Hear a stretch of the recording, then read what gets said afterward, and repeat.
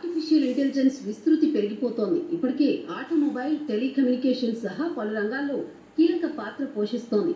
Artificial intelligence వల్ల man power తగ్గి యాంత్రీకరణ పెరిగిపోయింది.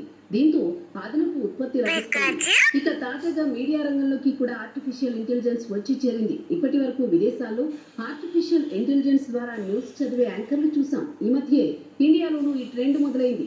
ఇప్పటికే కొన్ని జాతీయ ఛానళ్లు ఆర్టిఫిషియల్ ఇంటెలిజెన్స్ న్యూస్ ప్రెజెంటర్ను పరిచయం చేశాయి.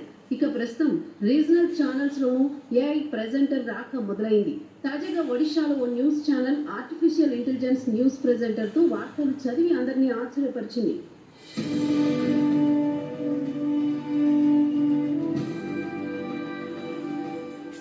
ఆర్టిఫిషియల్ ఇంటెలిజెన్స్ ఇంటర్నెట్ రంగాన్ని శాసించే స్థాయికి చేరుకుంది. ఏఐ, ఆటోమేషన్ వంటి అధునాతన సాంకేతికత మానవ అభివృద్ధిని మరో మెట్టుకు ఎక్కిస్తున్నాయి. మనిషి చేయగలిగే పనులను ఏఐతో పనిచేసే రోబోట్లు చక్కగా చేస్తున్నాయి.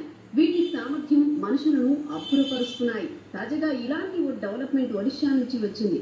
ఒడిషాలో తొలి టెలివిజన్ ఛానల్ ఒడిషా టీవీ తొలిసారిగా ఇంటెలిజెన్స్ ఆర్టిఫిషియల్ యాంకర్ ను ప్రవేశపెట్టింది. ఈ యాంకర్ వార్తలను చకచకా చదివేయనుంది. ఈ కృత్రిమ మేధస్సు బొమ్మ చకచకా తన పరిచయాన్ని, ఒడిషా టీవీ ప్రస్థానాన్ని ఇంగ్లీష్ లో వివరించింది. ఇందుకు సంబంధించిన వీడియో ఇప్పుడు సోషల్ మీడియాలో వైరల్ అవుతోంది.